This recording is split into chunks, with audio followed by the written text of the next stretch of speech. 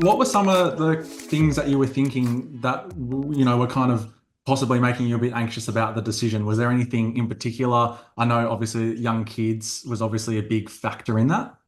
Yeah, I guess there were sort of two parts for me. I guess the short-term risks, the actual surgery itself, and um, actually after talking to the doctors and the surgeon, I got myself sort of as comfortable as you can be with the Yeah. sort of immediate surgical risks. I had a lot of faith in the surgeon and the team.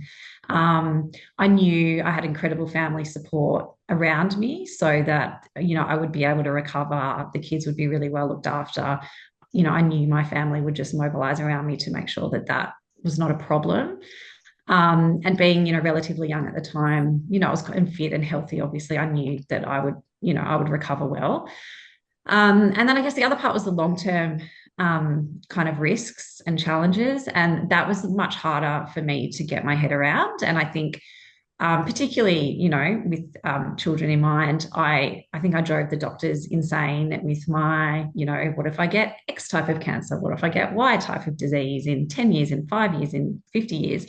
And like I said, that was a process I had to go through. I think I'm naturally quite risk averse, and I really wanted to, do my due diligence and make sure I ran all of those things to ground.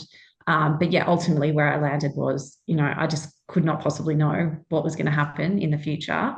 But what I did have in front of me, were the facts around donation, the risks, and weighing everything up. I had this, incredible opportunity to do something to help my brother right now. And yeah, ultimately, I decided to go ahead.